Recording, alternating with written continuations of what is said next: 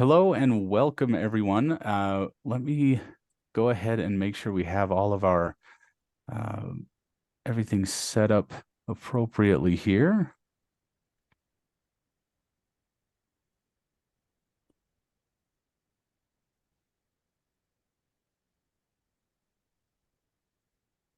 Just setting up the chat. Okay. All right, everybody. My name is Matt with LabStats. Thank you for joining us today. Here at LabStats, my job is to understand higher ed IT as much as I possibly can. My boss tells me I need to understand what what you would prefer for breakfast. I mean, he wants me to understand higher ed IT in a very deep and meaningful way. Me and my colleagues have been all over the world, at different campuses, different events. Maybe we've been on your campus. Um, in an effort to kind of understand some of the concerns, what is exciting, what is top of mind in higher ed IT. This webinar is another way for us to do that. We want to talk to industry professionals about some of the most pressing topics in higher ed. Any questions that you guys have, I would please, if you would please put them in the chat. I'm going to go ahead and give that a test now. You guys should have you all should have access to the chat. That is where I would ask the questions to go. The format of this, we'll go ahead and do some introductions. Each of our panelists will get a moment to present, and then at the end, we'll open that up to any questions for the group. So we'll go ahead and get started. Today, we are going to talk about something that is near and dear to me personally, and that is universal access to institutional resources. Now, some of you guys may not know, but LabStats was actually started in Southeast Idaho, which is where I'm broadcasting from right now. In Southeast Idaho, we're about an hour and a half south of Yellowstone National Park, obviously known for its beautiful scenery. But when people say Idaho, inevitably they think potatoes. And stereotypically, my dad was a potato farmer. And he was famous for saying there's a million ways to not make money growing potatoes. And my dad found a few of those. So, unfortunately, the year that I left for college in 2007, I went to ISU, Idaho State University in Pocatello, with no resources at all. My classmates had laptops or desktops. I was really, really jealous of the MacBooks that people were bringing to class. I unfortunately did not have that. And so I was really dependent upon the resources that were available to me. And without those, my higher education experience would look very, very different. So again, this is something that is really important to me. Let me go ahead and introduce our panelists here. So we have Frankie Frayne, Assistant Vice President of IT Security and Infrastructure at Emerson College. We have me, and I apologize if I get pronunciations wrong here, but I've tried my best here. So we've got Milos Topic, I think is close, CIO, Chief Digital Officer at Grand Valley State University, and then Eric. Oh my goodness, we even talked about this beforehand. But Eric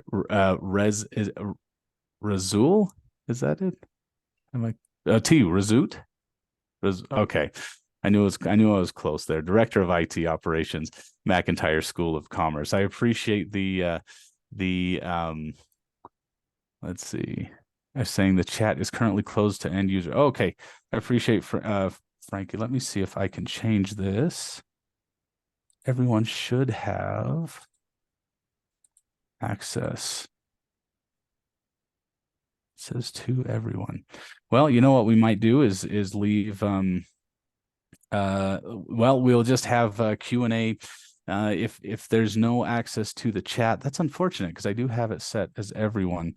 If that in fact persists, then we'll just go ahead and use the question and answer tab as a way to relay those questions. I'll just relay those on to our panelists. So without further ado, let's go ahead and pass the spotlight over to Frankie. Give me just a moment here. I'll unmute, or I will mute myself, and we'll pin Frankie. Tell us a little bit about yourself, what you do over at Emerson College. Hey, everybody. Yeah, I'm Frankie. Again, my title at Emerson is Assistant Vice President of IT Security and Infrastructure. So I've been at the college for 20 years. I was a student there, a film student. We are a film, media, journalism, communications, marketing, liberal arts college in the heart of Boston, right across the street from the Boston Common in the theater district. In fact, we own some of those theaters, like the Majestic Theater, the Colonial Theater. And we host about 20 labs. In my role, I'm the security officer. I oversee the networking systems and data center teams, and I also oversee the help desk. And as part of help desk operations, we manage those 20 labs that I mentioned. And because we have a variety, diversity of programs, those lab spaces are dedicated to different, kind of discrete functions in many cases. Some are general use and are more generic, and some are quite specific to academic programming and have specific support staff dedicated. So, what I want to focus on in my 15 minutes is the extent to which COVID really changed the way that we have started to think about labs at Emerson. The rapid move to remote and to virtual software, more specifically, because I think even before COVID, there was some value proposition questions about labs. Does it really make sense for, if we're asking students to, and most universities and colleges do ask students to bring their own device. And most were trying to make software more accessible outside of dedicated spaces anyhow. What's the future of static workstations? Are these actually just controlled study spaces? Are these actually just spaces that have specialized hardware like color correction monitors or specialized printing? So what are the primary drivers of still using traditional labs, and to what extent can we innovate those? So when I came into this role, as I mentioned, I've been at Emerson for some time, but I only started to oversee the labs and help desk about a year ago. I said there must be a change after COVID, right? There simply must be. And by the way, it looks like the chat's working now, which is great. So LabStats, we had been installing LabStats on all of our lab machines for many years, but I'm not sure we ever did a deep metrics dive. And I think with any metrics analysis, you start with, what do I care about? And it's hard to know what you care about until you start to kind of acquaint yourself with the data and find, when you go beyond deeper than what's just interesting. Oh, that's kind of interesting, right? Well, what's actually meaningful to your users, and what kind of action could you actually take on some of these metrics? So I found that the metric that I found most useful that we had available to us through the proliferation of LabStats was called application focused duration. And so instead of using something like the number of logins or login duration time, or even application launches, right? Because application launch isn't necessarily predictive of usage. But anytime an application was launched and in the foreground of the screen, that's what application duration time is, or focused application duration. So per lab and by user, I constructed a report that took a look at each application and minutes used, and then kind of ranked that by lab and tried to find some meaningful data. So just to give a little bit more background on what kind of labs we're talking about, generally our labs are something like 21 workstations with a teacher station. The vast majority of them are classroom labs. So classes get booked in them. There are 2 that are open access. We also have things like suites and like study spaces and kiosks. For kiosks, I left that out of this analysis. For shared computing spaces like affiliated faculty workspaces, I left that out of this. This is really for labs, and I included suites as part of that. Like we have a video editing suites as an example. And again, we were already moving towards we had bought the Adobe suite for our entire campus. We bought a site license for personal devices. Our journalism department had already decided, you know what, we want to require that all journalism students buy an Apple laptop and use Final Cut X for video editing. So in journalism spaces or kind of journalism adjacent spaces, we actually had students showing up with laptops, pushing the computer out of the way and propping a laptop up, right? So definitely not making good use of static computers there. And then, a number of other applications like Autodesk Maya and Autodesk CAD for education, they had made those available for free. And so the move to COVID kind of really incentivized, like, let's figure out how to get, how to teach with software in a more one-to-one individually assigned kind of way. There are some specialized software that hadn't been available still. Like we have statistics software, IBM's SPSS, if anybody's familiar with that, or Avid Media Composer, which is another even more specialized video editing software, which we'll talk about a little bit in a moment. So in fall 2019, what I found was that the labs that I was analyzing were accommodating about 4,000 unique users. And now that we're several years out from that, we've stabilized around 2,000. So the number of people logging into labs has actually halved. And yet the amount of time that the computers themselves are being used has only fallen by about 28%. So 50% fewer people, but 28% drop. So the smaller number of people are actually using labs a bit more. And that's a concern that we have at Emerson. That's something that happens, or it can happen without oversight and without diligence, is, we'll invest in or we'll buy technology or specialized spaces that where there's kind of like a tendency for there to be hogs. Maybe only 100 or 200 people use a highly invested in area. And you say, well, that's great for those 200 people. And if you asked anybody, they say, yeah, those are used all the time. Or the support staff are always helping those same 50 people, right? But in reality, it would be a better investment to try to broaden and support more students on campus. And we also found, so to what extent do staff and faculty use labs? Basically, they don't. Faculty do if they're teaching. These are really student spaces, is what the metrics told us. And we also, even though there's 20 labs, half of the people logging into labs, they're only going to the library. So the library printing space is actually kind of where the highest traffic is, at least for the number of unique users. So 750 individuals in fall 2023, for instance, use those library computers. But the highest usage for minutes per workstation, those were suites. Those were collaborative spaces. Those were spaces that accommodated 2 or 3 or 4 collaborators who are working on final projects, that sort of thing. Those spaces, very difficult to book. Like, so much so, it probably would make sense to develop more of them or find more opportunities to create. Those clearly, based on their usage, would be a better investment than traditional labs in many cases. But they often only accommodate about, we see in a semester only about 200 people made use of them, but they were booked round the clock, right? We also, so what do you do? How do you take action with a thing like this? Well, for at least one lab, it was just very clearly dead, so we closed it. It accommodated 7 people.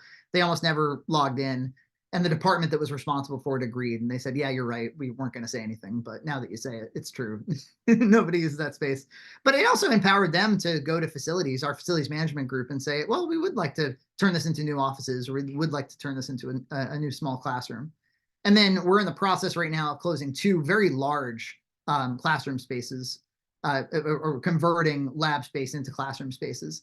And that was a little bit trickier because a variety of faculties, probably something like 20 faculty, go in and out of teaching in those spaces every semester. And again, it's always much easier. It's very simple for an institution to say, well, I know at least these 3 faculty members really rely on the fact that this software is in that lab. So probably we shouldn't mess with the lab.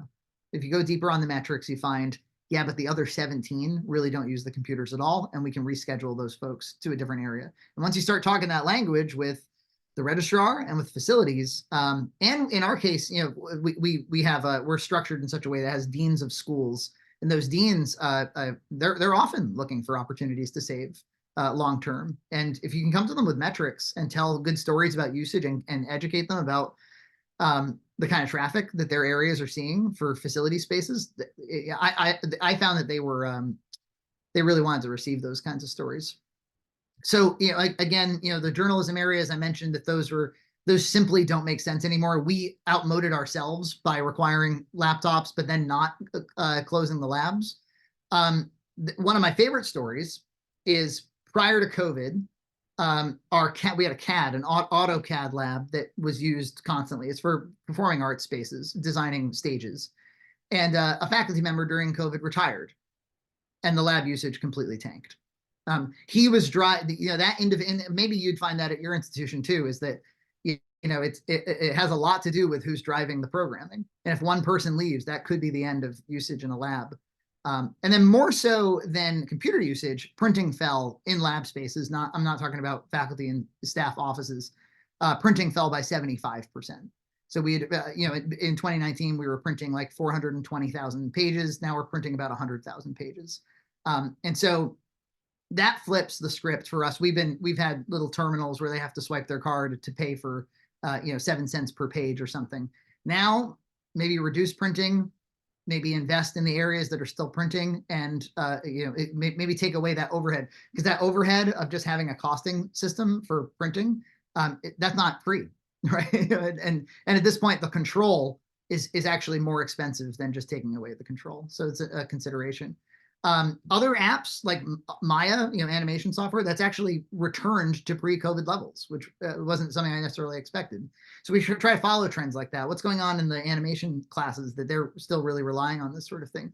Or we have video game development software called Unity that one semester usage is really high, another semester it's really low. So you can tell there's indecision, academic indecision about how we're what we're teaching in that area.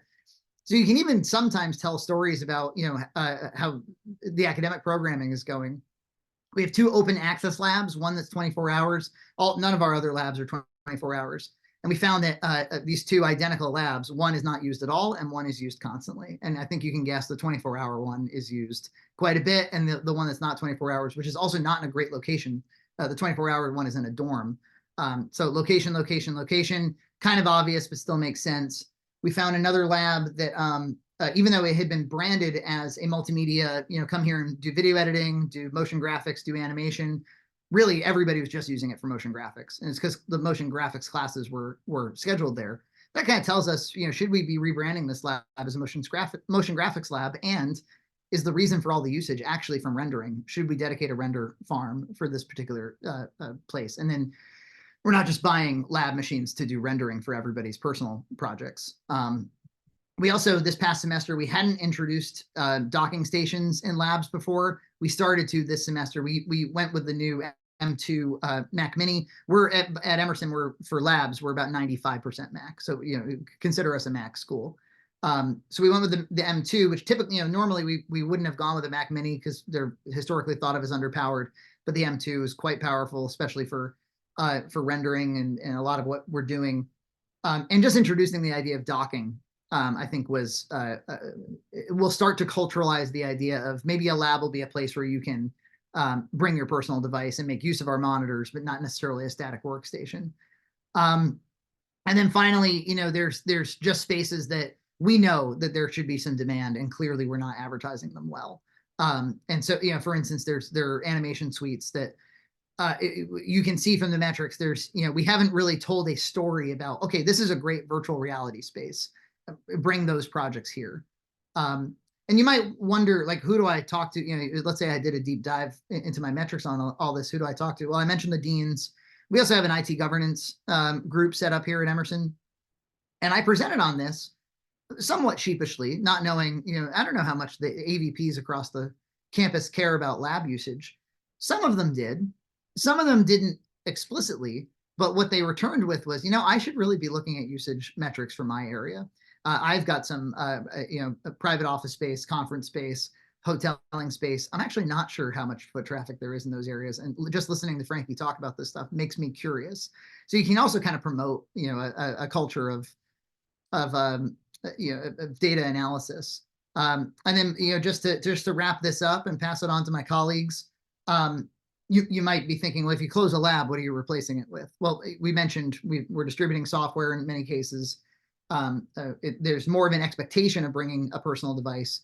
But yeah, we have lots of students who either don't have a laptop, or they don't have a laptop this week, or they have a laptop that's out for repair. And we have seen we have a loaner laptop program. We vend laptops at the help desk. And we've seen requests for that spike. And every time we meet the demand, or we think we're meeting the demand by buying more laptops, they get loaned out that much quicker.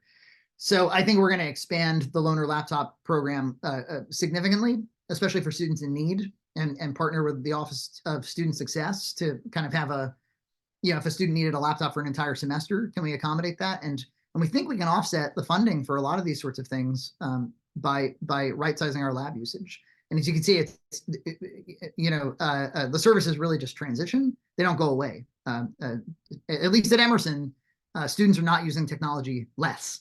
So yeah, that's my spiel for now.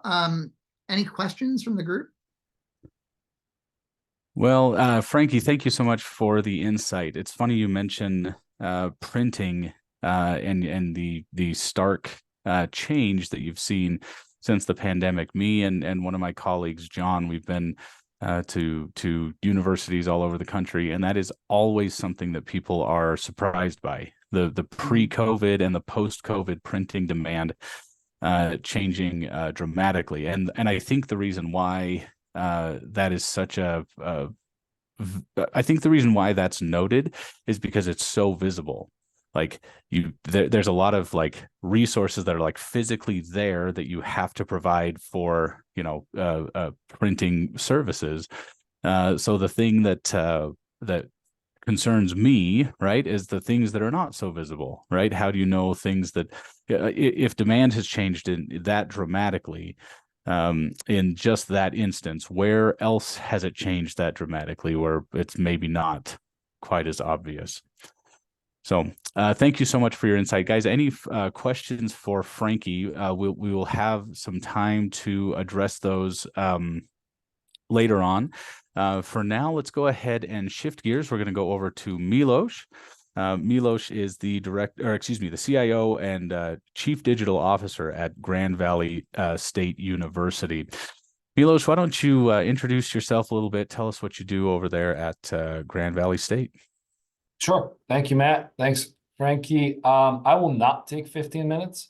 I'll be brief so that I can pass it off to Eric. And I think it's the greatest value comes in from getting audience engagement and have people ask questions.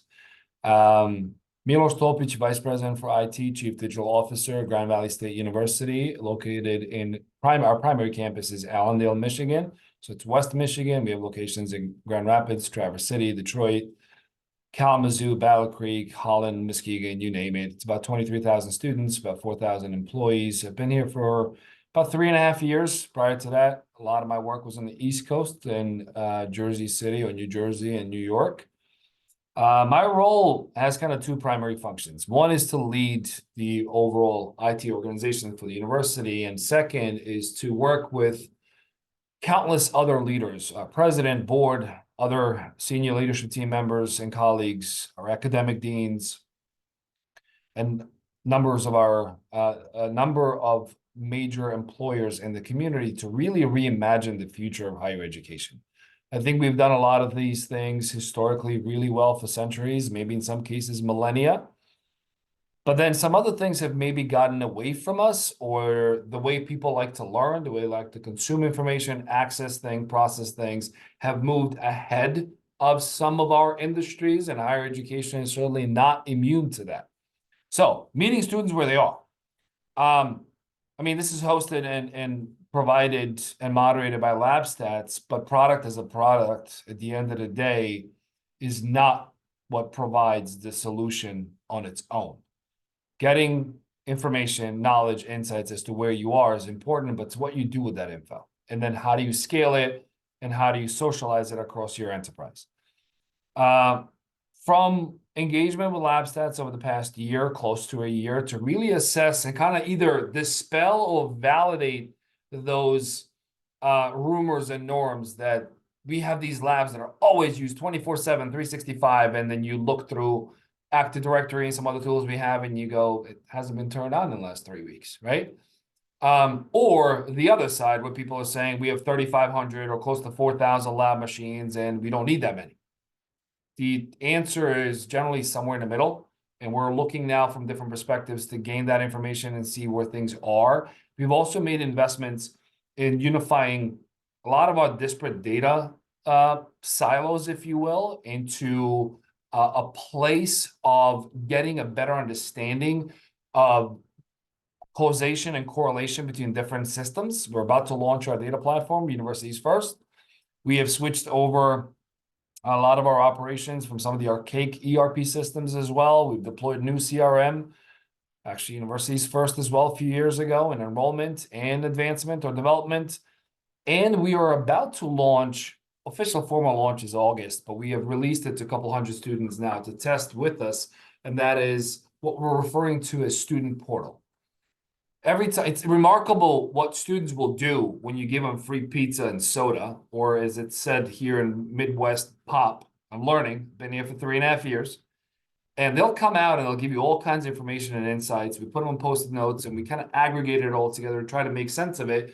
And what they all wanted more than anything else is single place, single pane of glass, one dashboard, one place to get information that's bi-directional. So it's not just informational, but they can actually act on it, even if it means I click and I move somewhere else. But they wanted one place, one application to rule them all, and one set of experiences across all devices. So we are about to launch a portal this summer that brings together advising information, a lot of the other student success areas, grades, email, calendar, reminders, extracurricular activities, their financial aid or their bills, and so forth. So that is one of many ways of how are we trying to really design and reverse engineer the process and experiences based on the experiences of people using our services and systems.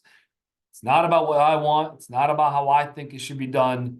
I'm done with my education. I've gotten all the degrees, not doing this again. But it's about those who are coming after us and how do we provide them value and support so that hopefully education really is that great opportunity that advances them in a variety of ways in their own personal lives. Perfect. Well, Milos, thank you so much for the insights. I've got a colleague here that is famous for whenever I get talking about data or different insights that we get being here at LabStats, he always adds the phrase "for people" at the end of it. For people. Like you mentioned at the beginning that this really doesn't matter in itself. Like it's just a product, right? Like I mean, and we're not here to talk about LabStats, but any product you use, in the end, it's just a product. The result is, or what you're using that product for, is for people, staff, faculty, whatever goal you're trying to achieve, right? It's kind of the conduit to the result you're looking for, right? So I appreciate that insight. Let me just ask one quick question from the chat. And this is open for Eric, Frankie, Eric, or excuse me, Milos. We'll go ahead and address this one now. It says, do the panelists see the current trend of reduced lab need, reduced lab need being a long-term trend or part of an ebb and flow cycle? So the trend obviously in higher ed is physical labs. Maybe the demand has been diminished over the years. This gentleman is asking, is that something that you see changing, or is this going to come back? Is the popularity of those going to come back? Do you guys have any insights on that? I think it's always dangerous to legislate based on exceptions, right? And outliers. I think pendulums swing. God knows we've seen that in the last 3 years, right? In so many ways of our lives. I think people want more virtualized applications on their devices wherever they are currently. Now, there are certain labs that demand for them is growing more on an academic research and computing front, where you need certain massive monitors and screens. We've often heard from our students, I want to bring my laptop and just connect to a massive screen. Give me more screens all over the place, right? So some of the academic research labs are growing or staying kind of steady. Every day I'm going to go to a lab, open a Word document and type up my paper and print it out and mail it to myself or upload it to an LMS. The demand at this moment in time, which could certainly change, is less than it's been in the past.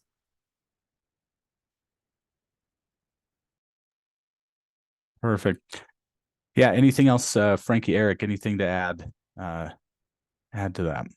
Yeah, I took a stab. In the chat, I included a link to just a simple graph that shows the number of unique users that we've seen in labs since 2019 to now. And I think you can see that the number has stabilized. And so I don't believe that it's ebbing or flowing. I think that 50% drop in individuals is here to stay. It would be not quite anomalous if in the next couple of semesters that suddenly started to shoot back up. And just on the related question, Eric also was asking, do we think that physical hardware is going to make a comeback? Speaking for Emerson, we're Macs, and so physical hardware continues to be a big part of our lives, with video editing and rendering and whatnot. And as far as BYOD being a hindrance to student success, yeah, I think it's a concern for sure.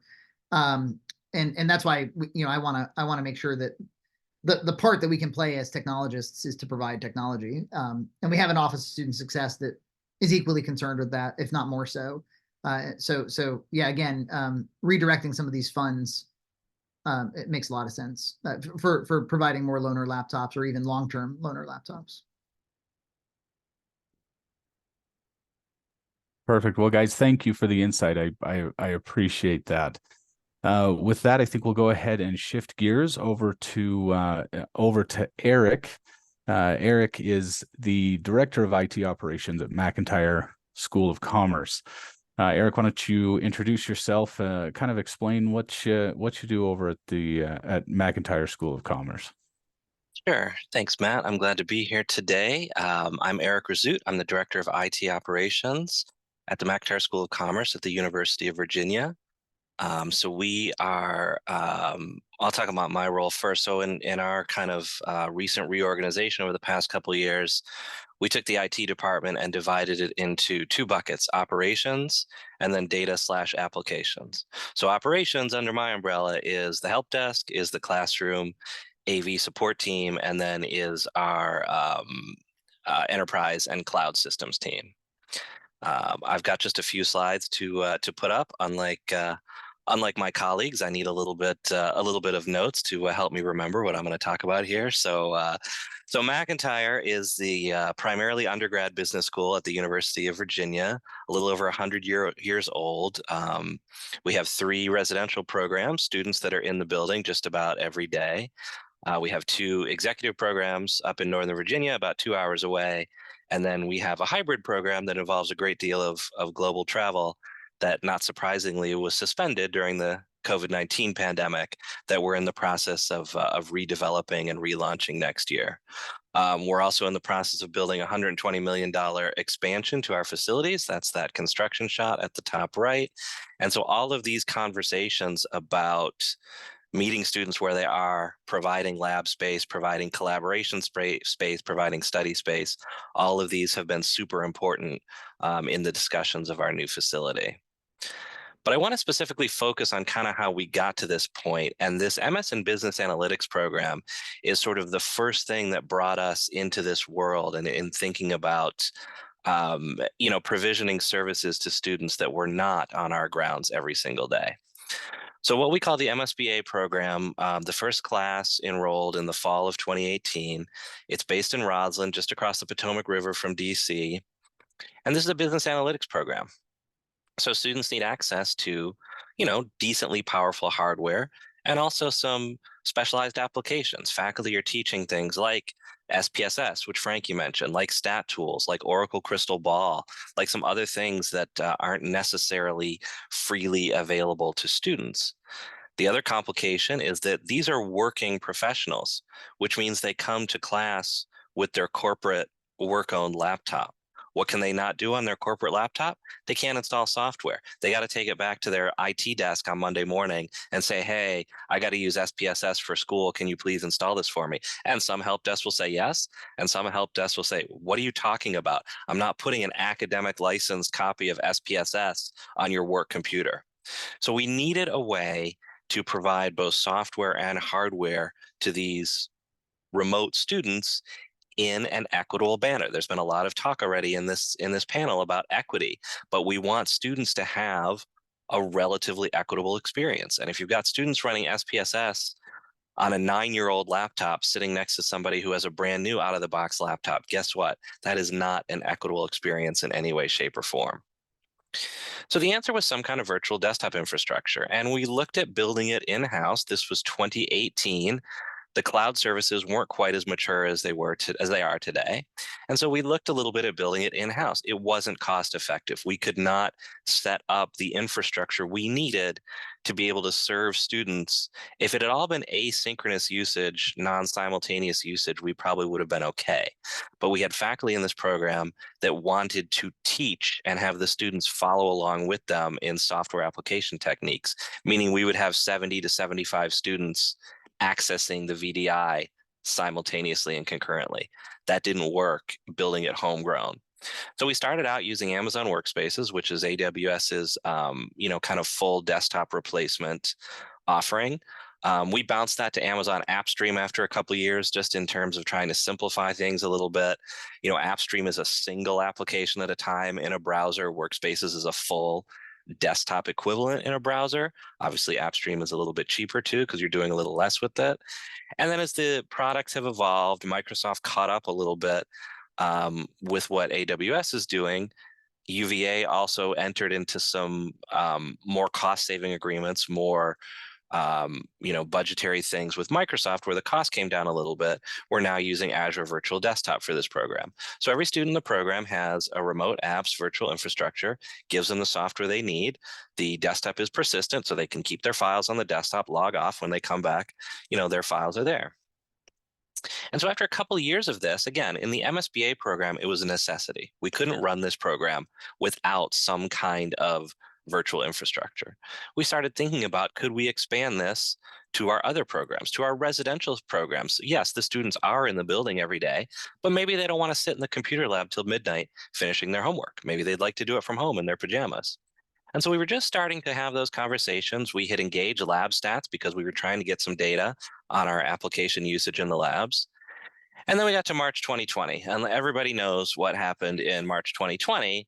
And I don't need to reiterate this, but one of the many problems that we had to solve in about a 10 to 14-day period was, how were we going to provision remote lab access to our residential students? Again, for those students, we had never had any such thing.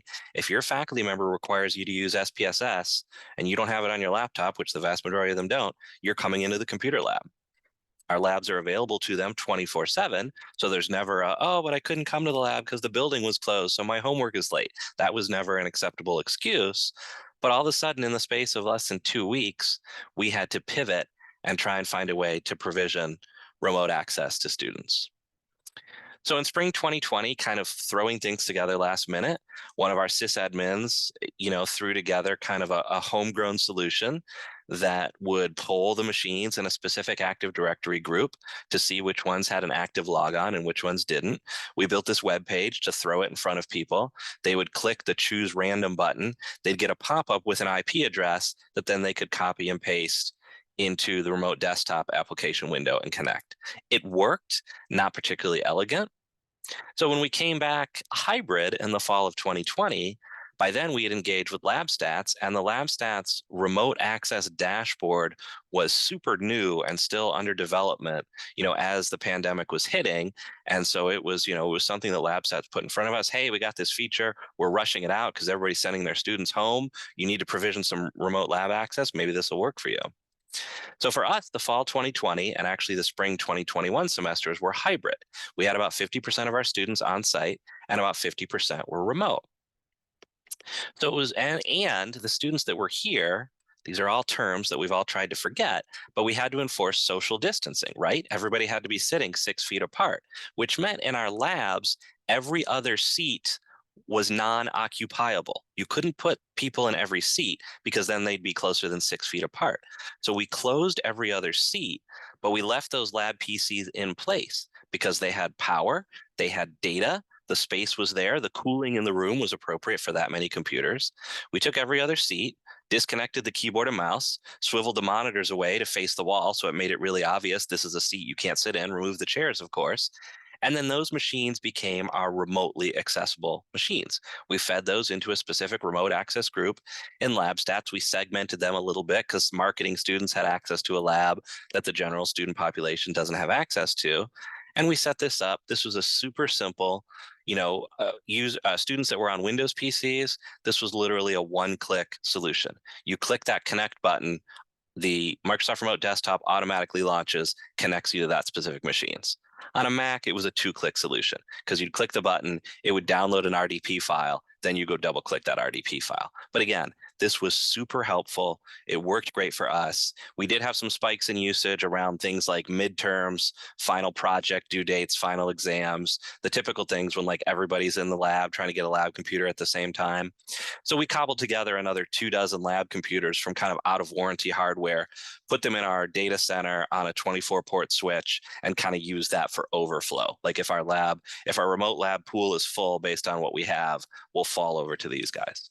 So that worked really well. So when we came back, the University of Virginia leadership, for most undergrads is of the opinion that, we're a university that should teach in person, that being on grounds, that being here, part of the life of the university, living in a dorm, going to the library, going to the dining hall, this is all part of the experience about what makes UVA UVA. So most of our undergraduates are on grounds, multiple times a week. What does that mean for labs? Do we still need a bunch of rooms that look like this? Do we still need to refresh traditional lab workstations on a 4 or 5 year cycle? Obviously, that's not cheap. To the question in the chat about usage, we're now seeing usage climb back to about 85% of what it was in fall 2019, the last pre-pandemic semester. So we're not quite back to the usage hours that we had before COVID, but we're not far off either. And there's been a kind of steady trickle upwards in each subsequent semester post-pandemic.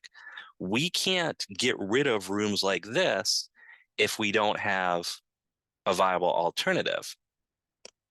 And the issues we've always faced, the issue of equity, which I've discussed, the issue that 95% of our students are carrying a MacBook, but a lot of our software is Windows only, thus a room full of Windows computers is sometimes an important backstop.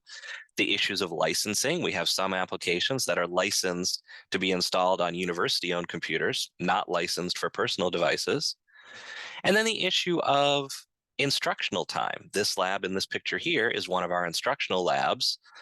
Faculty teach in this lab and sometimes do what I sometimes derisively call teach to the software or click what I click, right? Like watch me demonstrate specific software techniques in a specific application. That's a model that I think in general our faculty are moving away from, but it isn't 100% gone. And if you're showing specific software applications, a lot of times the faculty or their TA want to walk the room and look over people's shoulders, right? That's a little hard to do if all the students are using 13-inch MacBooks, I mean, I'm not a young man anymore. My eyes are not that great. Like it's a little difficult to look over the shoulder at someone working on a micro laptop compared to, the machines in this picture, which are 24-inch workstations. So we're trying to right size this. We're trying to figure out what the right answer is. It's not no labs. It's not labs in the same way that they've been done before. We think right now for us, it's something like this. It's a combination of technologies that we've been testing out, for a while. Frankie talked a little bit about the idea of, students pushing the keyboard out of the way, right? So they can just like use the physical space. And that's a lot of it. Sometimes students just need collaboration space. Our curriculum is fairly heavy on group projects, on teamwork, right? So you might get 4 or 5 people gathered around. We're trying to make that easier by giving them a collaboration monitor, giving them a USB-C dockable monitor They can plug their personal device into it. It charges their device while they work, which they absolutely love. Power delivery is the number one thing that students tell us is their favorite thing in these spaces. But it also gives them a full-size keyboard and mouse. So they can gather 4 or 5 students around a screen like this and work on a presentation, work on a paper that they're doing together. If there's no USB-C device connected, then these monitors default back to a thin client mounted to the back of the monitor. Thin client connects via DisplayPort and an upstream USB port to this monitor. And on this thin client, we're running a customized Azure Virtual Desktop instance. So if you don't have a computer, if you dropped your laptop down the stairs on the way to class, if you left it at home today, if it's in the shop for another 2 weeks, if your laptop is 8 years old and it's kind of crummy at doing the things you're trying to do, you always have the thin client with the virtual desktop infrastructure behind it to sort of make up for that lack of laptop or for that underperforming laptop. This is something that we are currently costing out. We're trying to provide a better experience for students, number one, but we're also not trying to spend more money. If we spend less, that's great. If we spend about the same, that's okay. We can live with that too. But we're not trying to replace, the purchase of lab workstation PCs every 4 years with, an Azure VDI cost that's like twice as much on an annual prorated base. Like that's not going to work. And the budget office is going to scream at me. So that's not the answer either. But on all these, Microsoft, AWS, whatever, there's a balancing act, obviously, between the cost, per hour of the VDI and the performance levels. And so it's a little bit of a balancing act, trying to figure that out.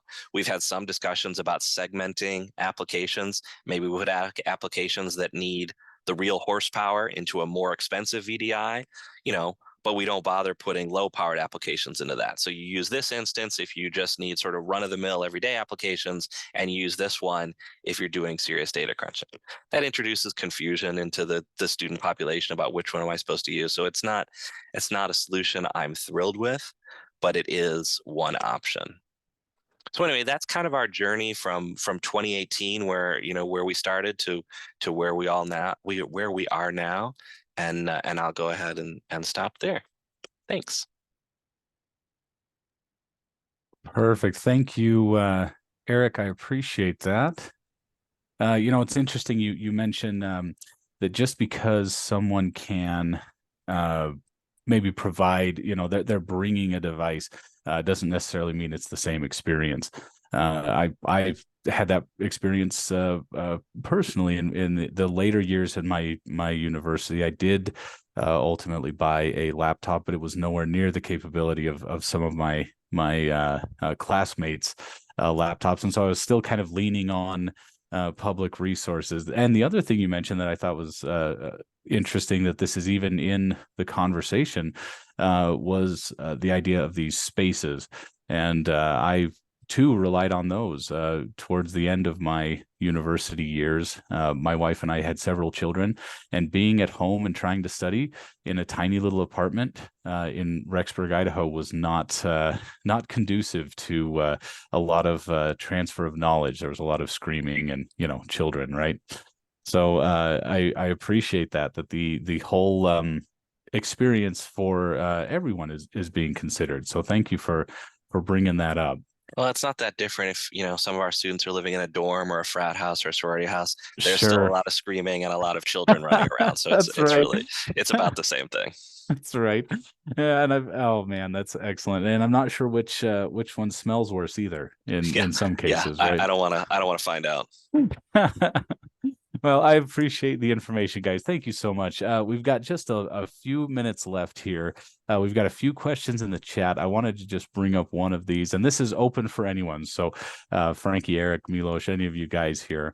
But John says, have you been able to compare utilization rates of different physical interfaces, traditional labs versus loaner laptops versus collaborative spaces? Does anybody have any insight on that? So I'll jump in on that. So last spring, when we first introduced the idea of these hot desks, these 32-inch collaboration monitors with a USB-C connection, at that point they were only monitors. There was no thin client connected to it. So it was use it with your own device or nothing. And so in that specific lab, it was not easy to measure utilization of a monitor. You know, I talked to a lot of monitor vendors.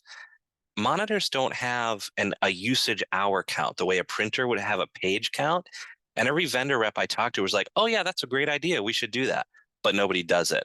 And so we use a very low tech solution with smart power plugs that connected to Wi-Fi that we could track when a device was connected, the power would spike, the power draw on that monitor would spike. And then when nothing was connected, it would drop down to a trickle. So we tracked that lab for a semester. And we found, this is our open lab, 24/7 lab. We found out that the collaboration monitors were about 3 times more popular than the quote unquote traditional lab workstations on the other side of the room. It was about a 3-to-1 ratio. A little bit unfair advantage because those 32-inch monitors don't exist anywhere else in the building. The traditional lab workstations have 24s, so a little bit unfair competition, but still it was about 3-to-1.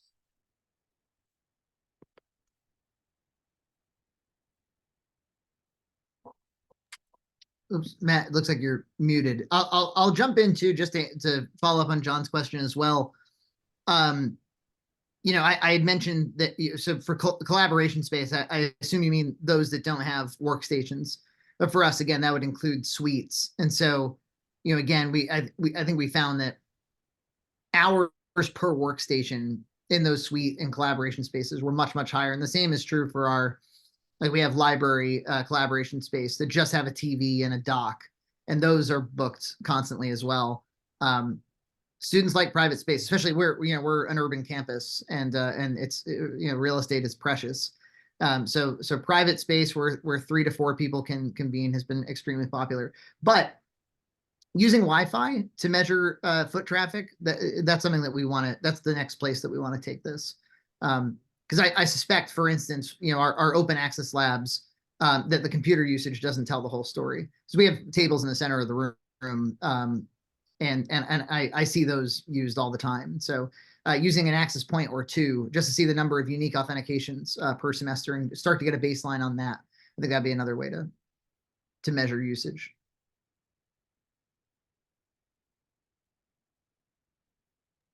Perfect. Thanks for jumping in there, Frankie. I was in fact on mute, so appreciate that. Another quick question. We've got time for a couple more. It looks like Yasmin has asked, do you have a laptop lending program available to your students via Library Tech, perhaps semester-long program? I know there's a couple different ways those exist. Sometimes it's like a laptop cart. You just check it out for the couple hours you need or whatever. I know at BYU Idaho, where I finished my schooling, there was a semester-long program for some students. It was I think it was based on need, or I'm not exactly sure how they ran that. Do you guys have something similar on your campus, and how do you run that?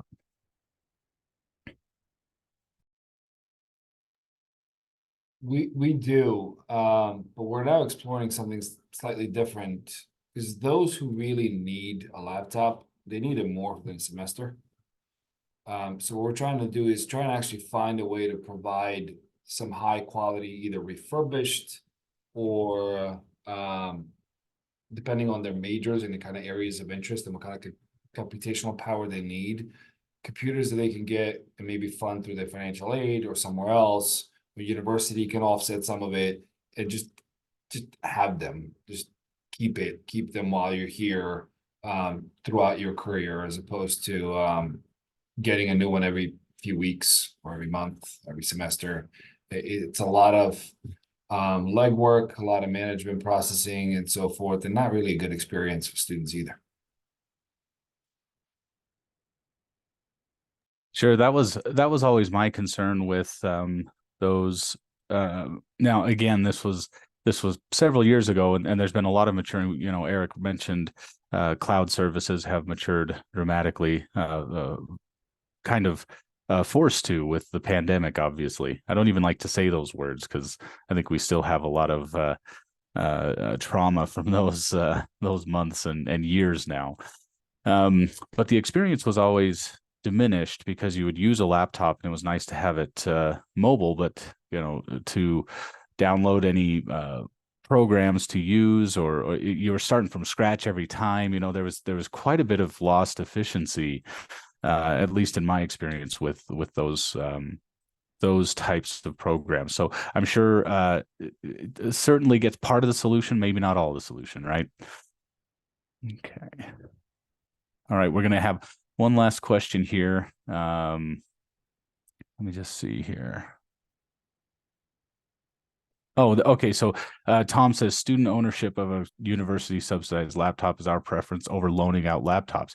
I see. By having some investment in the device, the ownership, we believe students will take much better care of the device. I can totally see that. I mean, just anecdotally, right? If you have some ownership in it, it might be something that you take care of a little bit more diligently than if you have no ownership at all. Okay. Perfect. Okay. Any last thoughts before we go ahead and close the webinar today?